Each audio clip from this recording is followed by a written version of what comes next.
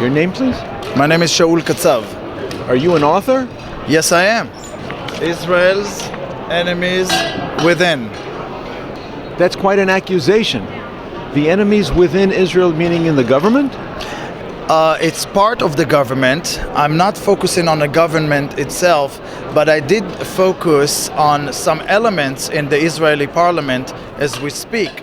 Right now, for example, one of the enemies within are the parties that represent the Israeli Arabs, and actually right now as we speak they're blackmailing the Israeli government. For example, in the last coalition they already blackmailed Israel with more than 50 billion shekels. It's more than $20 billion.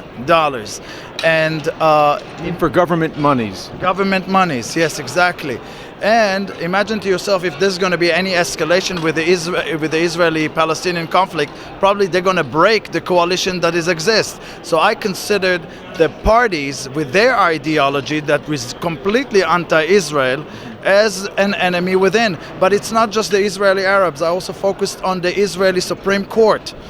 They are also an enemy within because they started to take care of, to make things that are non-judicial subjects, to make it judicial. It started with a specific judge that made all those reforms in the Israeli Supreme Court that actually put sticks in the wheels of the Israeli government and stopped from them to do what they're supposed to do. I spoke on several more groups. Is this the same Supreme Court that ruled against Benjamin Netanyahu's defense on accusations during the election? Yes, it's the same Supreme Court. And the Supreme Court went through so much reformation from the 80s, especially during the time of the Intifada and after that, with a specific judge, that his name is Aaron Barak. They have done so many reforms that actually really they are dictating what the government will do. For example, putting borders, setting the walls between the Palestinians and the Israelis. They could define where the wall goes or not, instead of leaving it solely for the Israeli government. That is very dangerous that the Supreme Court is doing that, deciding for the government of Israel what to do. Okay, so you're accusing the Arab party that's in the Knesset of threatening to disrupt and dissolve the Knesset, meaning they'd have to go to new elections if their demands are not met, which include not donations, but allocations of funds to things that they can spend the way that they like. But just because they're Arab, does that make them a political threat? It is. Demographically, they've decided to really unite all their separated Arab groups, and they become like a major electoral power that now it's almost impossible to form a coalition without them. Exactly. Yeah.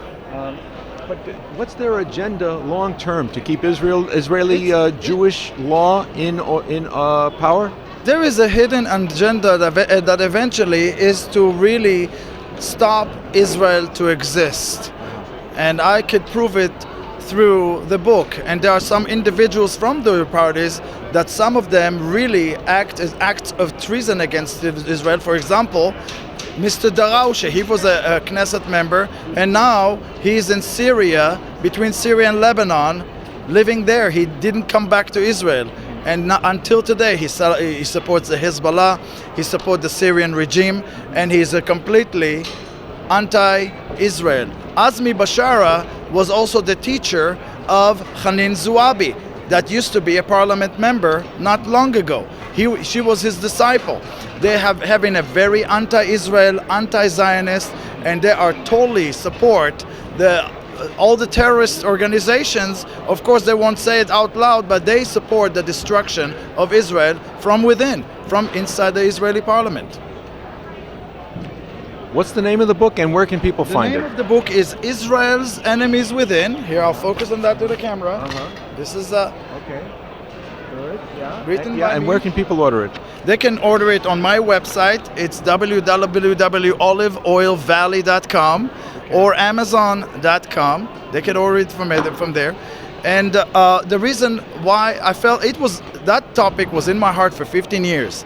During COVID-19, I lost several businesses, and I said to the Lord, "Hey, Lord, what do we do next?" And the Lord said to me, "What are you waiting for?" And I said, "Waiting for what?" And the Lord spoke to me and said, "Write the book that was laid on your heart for 15 years." So I sat down in COVID-19 with my children and a lot of toilet paper around that we purchased back then, and I wrote the book. Okay? It will be a great book to have really intimacy with the Lord in the closet, praying to the Lord about those matters. You know, Deuteronomy 11 speaks about the enemies outside of Israel. It was Pharaoh and his armies. But eventually in Deuteronomy 11, if you're going to continue reading, you will see that the Lord also took care of the nation, of the people inside. Datan and Aviram, the false priests that was sent by Korah and his assembly. There were the enemies within already there in the desert. They wanted to destroy Israel spiritually in the desert. It didn't stop there. There are still enemies within to Israel to destroy it physically and spiritually, and they still exist today. So we need to pray that God will release Israel from those enemies within as well. Thank you very much. Thank you very much, Scott.